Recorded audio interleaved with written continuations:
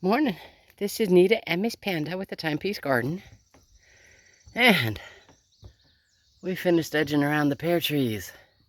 And yes, you can tell it's just a walking path, but it goes all the way around each of the trees and then back down to the road.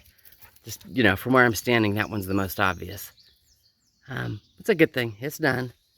And then from now, what I'm going to do is go ahead and get the blower from where I was out here pulling some weeds and trimming this stuff and just kind of blow off the driveway. So the weeds and the leaves and just whatever else is on here doesn't clog up in the next 9 days of rain.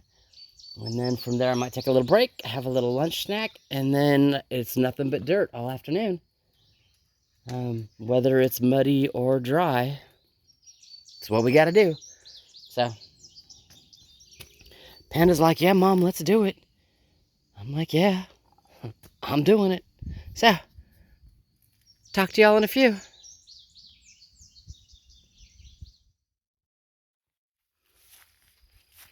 Alrighty, in the garden, getting ready to start. Move some of my wood pieces here because I don't have any breezes or wind going on, so the paper's not going to go anywhere. There's my cart, get my dirt, get her done. Let's see how far I can get. Alright, talk to you in a few.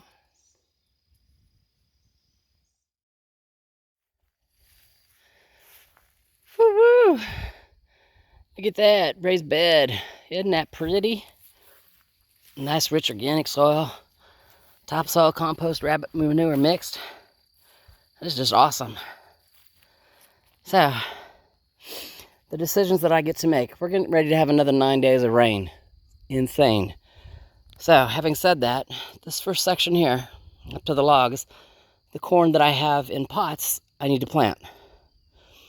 From the log, roughly to my cold frame, is where I'm going to put my tomatoes.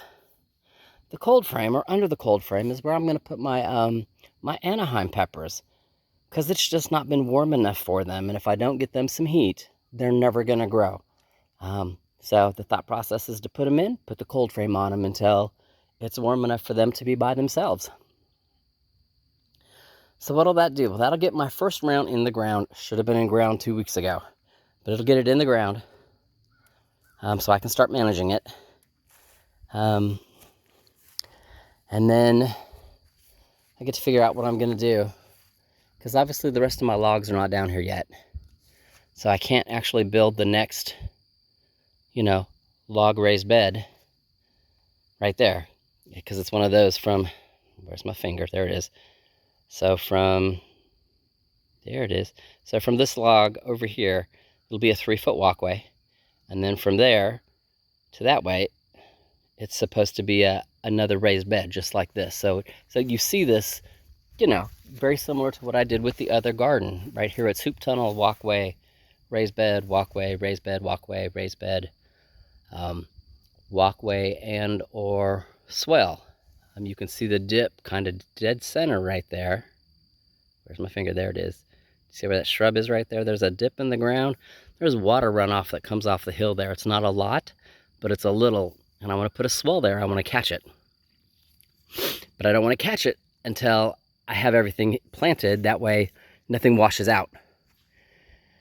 So there'll be a video on that when I actually get there, but I've got to get all the rest of the beds in first, and that means I have to get the logs down here.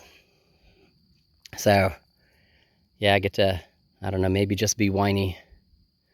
Call somebody every day till they just get mad at me and come. Or change their phone number. I don't know. I'll figure something out. But I'm excited. This one is done. I still have enough time. I'm going to plant. Need a little cleanup. Put the shovel in the breakaway. Go ahead and cover the soil up. Cover up my rabbit manure and my compost that I brought down. Clean this up. That way I can just take the cart, go over, pick up the plants, bring them back, and I'll talk to you in a few minutes.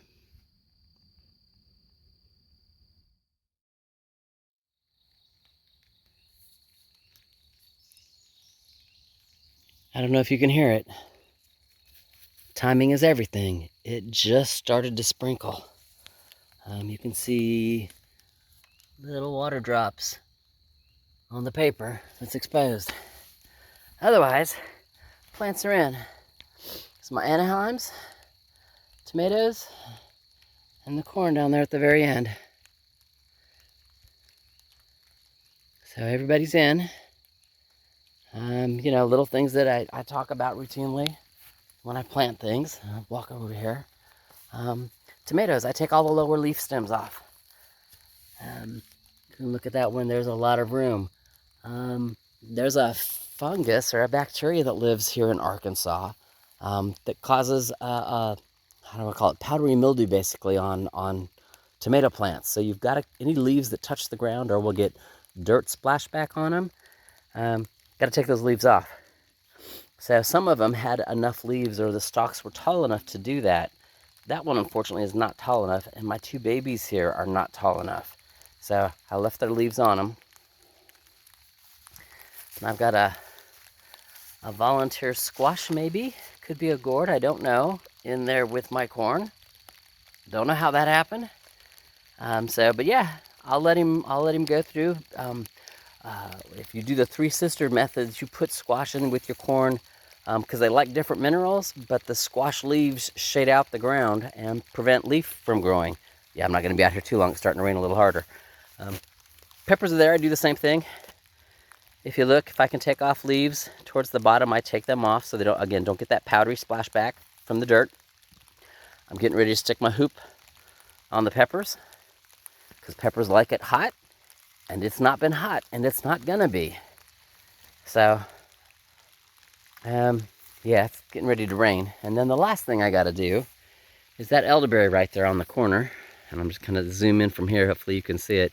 He's got this crazy lean going off to the left. Anyway, that's all coming off because all he's gonna do is short out the fence. So I'm gonna actually cut that off and see if I can get him to root. And if I get him to root, I'm gonna end up with 4 elderberries, or at least 4 more. So, looks sweet, but it's starting to rain, so I need to go on and get it done. So I will talk at you later. Stay warm, stay dry.